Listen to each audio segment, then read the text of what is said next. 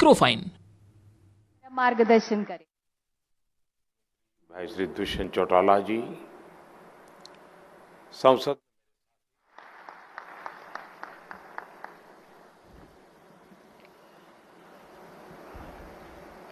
गुजरात के लोकप्रिय मुख्यमंत्री श्री भूपेंद्र भाई पटेल, हरियाणा के मुख्यमंत्री श्री मनोहर लाल जी, उप मुख्यमंत्री भाई श्री दुष्यंत चौटाला जी, संसद में मेरे साथी श्रीमान CR. Patil, Suzuki motor corporation के वरिष्ठ पदाधिकारीगण, भारत में जापान के एम्बेसडर, मारुति सुजुकी के वरिष्ठ अधिकारीगण, अन्य सभी महानुभाव, देवी और सज्जनों, सबसे पहले मैं सुजुकी और सुजुकी परिवार से जुड़े सभी लोगों को हार्दिक बधाई देता हूं। भारत और भारत के लोगों के साथ सुजुकी का पारिवारिक रिश्ता अब 40 वर्ष का हो गया है।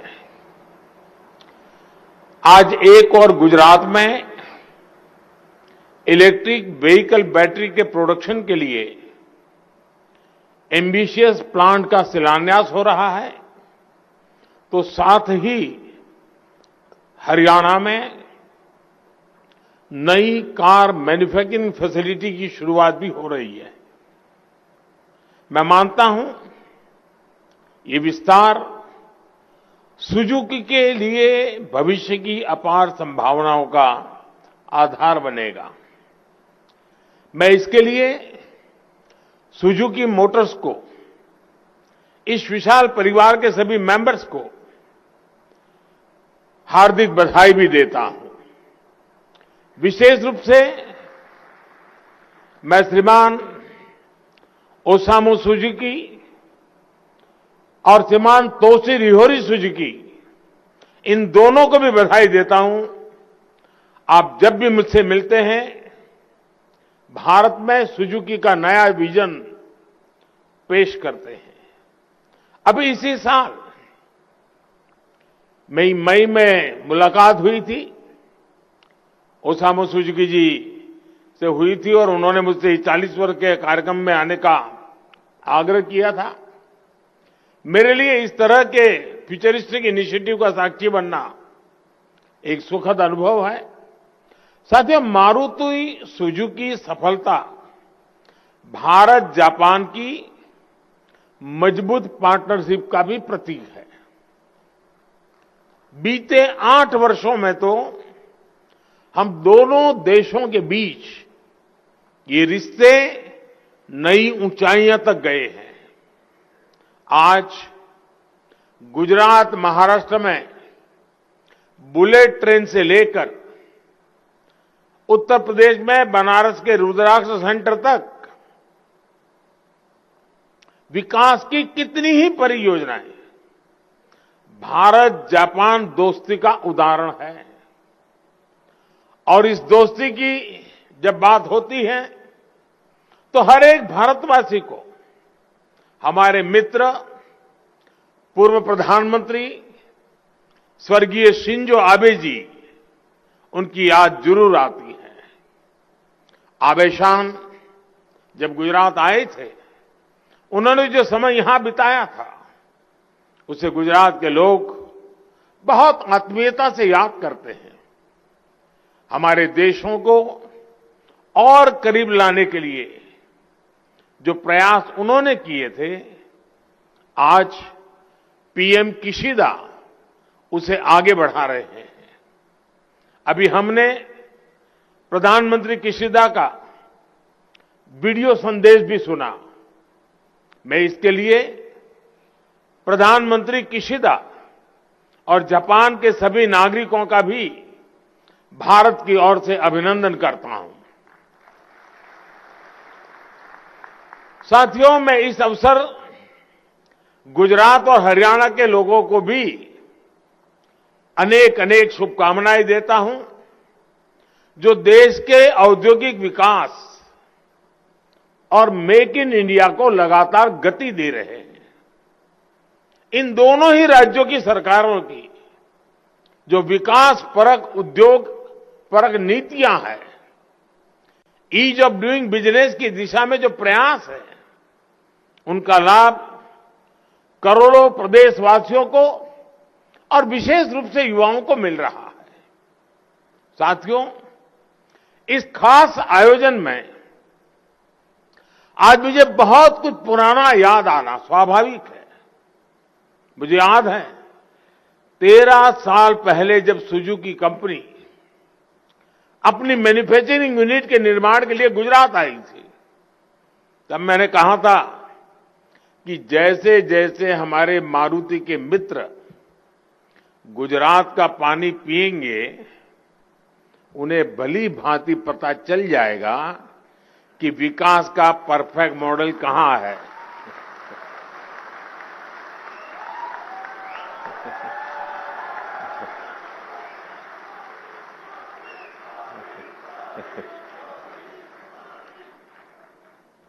आज मुझे खुशी है कि गुजरात ने सुजुकी को किया अपना वायदा बखूबी निभाया और सुजुकी ने गुजरात की बात भी उसी सम्मान के साथ रखी। आज गुजरात देश में ही नहीं बल्कि पूरी दुनिया में टॉप ऑटोमोटिव मैन्युफैक्चरिंग हब बनकर के उभरा है। साथियों, आज का ये अवसर ऐसा है जिसमें गुजरात और जापान के आत्मीय रिश्तों पर जितनी चर्चा करूं उतनी कम होगी। गुजरात और जापान के बीच जो रिश्ता रहा है, वो डिप्लोमेटिक दायरों से भी बहुत ऊंचा रहा है। मुझे याद है जब 2009 में वाइब्रेंट गुजरात समिट का आयोजन शुरू हुआ था, तभी से जापान इसके साथ एक पार्टनर कंट्री के तौर पर हमेशा जुड़ा रहा है। और ये बहुत बड़ी बात है। एक राज्य और दूसरी तरह एक डेवलप कंट्री, इन दोनों का साथ चलना ये अपने आप में बहुत बड़ी बात है। आज भी वाइब्रेंट गुजरात समिट में जापान की भागीदारी सबसे ज्यादा होती है। अपने मुख्यमंत्री काल के दिनों में मैं अक्सर एक बात कहता था, I want to create a mini Japan in Gujarat. इसके पीछे का भाव यही था कि जापान के हमारे अतिथियों को गुजरात में भी जापान की अनुभूति हो, उनको फीलिंग आए। हमने प्रयास किया कि जापान के लोगों को, जापान की कंपनियों को यहां किसी तरह की परेशानी न हो। आप अंदाजा लगा सकते हैं कितनी छोटी छोटी चीजों पर हम ध्यान देते थे। बहुतों को शायद सुनकर के आश्चर्य भी होगा। अब हम सबको पता है, जापान के लोग हो और गोल्फ खेलना न हो तो बात अधूरी रह जाती है। बिना गोल्फ आप जापानीज की कल्पना ही नहीं कर सकते। अब हमारा गुजरात, वहां गोल्फ की दुनिया से कोई लेना देना नहीं था, तो मुझे अगर जापान को यहां लाना है तो मुझे गोल्फ कोर्सेज शुरू करने चाहिए। और मुझे खुशी है कि आज गुजरात में अनेक गोल्फ के मैदान हुए हैं जहां हमारे जापान के लोग जो यहां काम करते हैं उनको वीकेंड बिताने के लिए अवसर मिल जाता है। कई रेस्टोरेंट्स भी ऐसे हैं जिनकी विशेषता है जापानी कुजीन है, जापानी फूड है, उसकी भी चिंता की। जापान से आए साथियों को दिक्कत ना हो, इसके लिए बहुत से गुजरातियों ने जापानी भाषा भी सीखी है और इन दिनों भी जापानी भाषा के क्लासेस चल रहे हैं। साथियों, हमारे प्रयासों में हमेशा से गंभीरता भी रही है और जापान के लिए स्नेह भी रहा है। आज इसी का नतीजा है कि सुजुकी समेत जापान की 125 से ज्यादा कंपनियां गुजरात में काम कर रही है। ऑटोमोबाइल से लेकर बायोफ्यूल तक के क्षेत्र में यहां जापानी कंपनियां अपना विस्तार कर रही है। जेट्रो द्वारा स्थापित अहमदाबाद बिजनेस सपोर्ट सेंटर, इसमें एक साथ कई कंपनियों को plug and play workplace facility देने की सुविधा है। आज गुजरात में 2 Japan India institute for manufacturing हर साल सैकड़ों युवाओं को ट्रेन कर रहे हैं। कई कंपनियों का गुजरात की टेक्निकल यूनिवर्सिटीज और आईआईटी से भी टाई अप है। अहमदाबाद में जैन गार्डन और काइजन एकेडमी की स्थापना में भी जिस तरह ह्यूगो इंटरनेशनल एसोसिएशन का बहुमूल्य योगदान रहा, उसे गुजरात कभी नहीं भूल सकता। अब ऐसा ही eco friendly garden Statue of Unity के समीप विकसित करने का प्रयास किया जा रहा है। काइजन को लेकर 18-19 साल पहले जो प्रयास गुजरात ने किए थे, जितनी गंभीरता से इसे लागू किया था, उसका गुजरात को बहुत लाभ मिला। गुजरात आज विकास की जिस ऊंचाई पर है, उसमें निश्चित तौर पर काइजन की भी एक बड़ी भूमिका है। मैं जब प्रधानमंत्री के तौर पर दिल्ली गया तो काइजन के अनुभवों को पीएमओ और केंद्र सरकार के अन्य विभागों में भी इसे लागू किया। अब काइजन का लाभ देश को और ज्यादा मिल रहा है। सरकार में हमने जापान प्लस की भी एक विशेष व्यवस्था की है। गुजरात और जापान की साझा यात्रा को यादगार बनाने वाले जापान के बहुत सारे मित्र, कई सारे पुराने मेरे साथी आज यहां कार्यक्रम में मौजूद हैं। एक बार फिर आप सबका भी अभिनंदन करता हूं।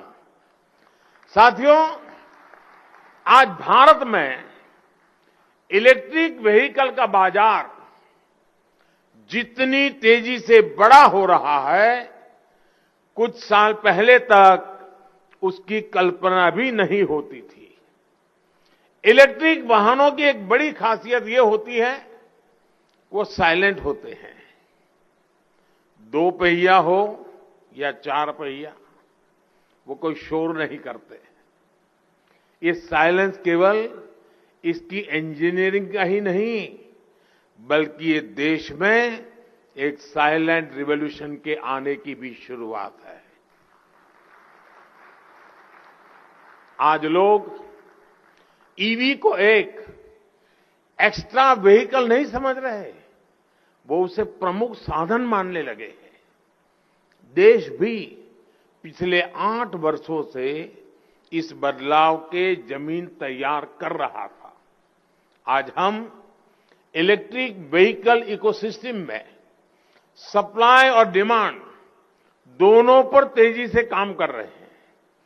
सरकार इलेक्ट्रिक व्हीकल के खरीदारों को कई तरह के इंसेंटिव दे रही है ताकि डिमांड में तेजी आए। इनकम टैक्स में छूट से लेकर लोन को आसान बनाने जैसे कई कदम उठाए गए हैं, जिससे इलेक्ट्रिक व्हीकल्स की मांग बढ़े। इसी तरह ऑटोमोबाइल और ऑटो कंपोनेंट्स में पीएलआई स्कीम के जरिए सप्लाई बढ़ाने की दिशा में भी तेजी से काम हो रहा है।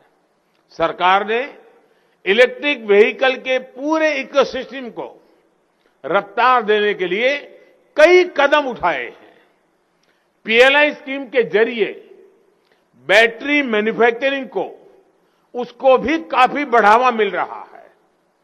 इलेक्ट्रिक व्हीकल चार्जिंग इंफ्रास्ट्रक्चर को तैयार करने के लिए भी देश ने कई नीतिगत फैसले लिए हैं। 2022 के बजट में बैटरी स्वैपिंग पॉलिसी को पेश किया गया है। टेक्नोलॉजी शेयरिंग जैसी नीतियों पर नई शुरुआत हुई है। सप्लाई, डिमांड और इकोसिस्टम की मजबूती से ईवी सेक्टर का आगे बढ़ना तय है। यानी ये साइलेंट रिवॉल्यूशन आने वाले दिनों में बड़ा परिवर्तन करने के लिए तैयार है। साथियों, आज जब हम ईवी जैसे क्षेत्रों की बात करते हैं तो हमें अपने देश के क्लाइमेट कमिटमेंट को और उसके टारगेट्स को भी सामने रखना बहुत आवश्यक है। भारत ने कोप 26 में ये घोषणा की है कि वो 2030 तक अपनी इंस्टॉल्ड इलेक्ट्रिकल कैपेसिटी की 50% क्षमता नॉन फॉसिल सोर्स से हासिल करेगा। हमने 2070 के लिए नेट जीरो का लक्ष्य तय किया है। इसके लिए हम ईवी चार्जिंग इंफ्रास्ट्रक्चर और ग्रिड स्केल बैटरी सिस्टम जैसे एनर्जी स्टोरेज सिस्टम को इंफ्रास्ट्रक्चर की हार्मोनाइज्ड लिस्ट में शामिल करने की तैयारी कर रहे हैं। साथ ही हमें बायोगैस, फ्लैक्स फ्यूल जैसे विकल्पों की ओर भी बढ़ना होगा। मुझे खुशी है कि मारुति सुजुकी इसी दिशा में biofuel, ethanol blending, hybrid EV जैसे तमाम विकल्पों पर भी काम कर रही है। मेरा सुझाव है कि इसके साथ साथ सुजुकी कंप्रेस्ड बायोमीथेन गैस यानी सीबीजी जैसी संभावनाओं से जुड़े प्रोजेक्ट भी शुरू कर सकती है। भारत की दूसरी कंपनियां भी इस दिशा में काफी काम कर रही है। मैं चाहूंगा कि हमारे यहां एक हेल्दी कंपटीशन के साथ साथ म्यूचुअल लर्निंग का भी और बेहतर माहौल बने। इसका लाभ देश और व्यापार दोनों को होगा। साथियों, अगले 25 वर्षों के अमृतकाल में हमारा लक्ष्य है कि भारत अपनी ऊर्जा जरूरतों के लिए आत्मनिर्भर बने। हम जानते हैं कि आज ऊर्जा आयात का एक बड़ा हिस्सा ट्रांसपोर्ट से जुड़ा है। इसलिए इस दिशा में इनोवेशन और प्रयास हमारी प्राथमिकता होनी चाहिए। मुझे भरोसा है आपके और ऑटो सेक्टर के सभी साथियों के सहयोग से देश अपना ये लक्ष्य जरूर पूरा करेगा। हम विकास और समृद्धि के लक्ष्य पर उसी गति से पहुंचेंगे जो गति आज हमारे एक्सप्रेस वेज पर दिखाई देती है। इसी भावना के साथ मैं आप सभी का बहुत बहुत धन्यवाद करता हूं और सुजुकी परिवार को हृदय से बहुत बहुत शुभकामनाएं देता हूं और मैं उनको विश्वास दिलाता हूं कि आप विस्तार के जो भी सपने लेकर के चलेंगे उसे गति देने में चाहे राज्य सरकार हो या केंद्र सरकार हो, हम कहीं पर भी पीछे नहीं रहेंगे। इसी भावना के साथ आप सबका बहुत बहुत धन्यवाद।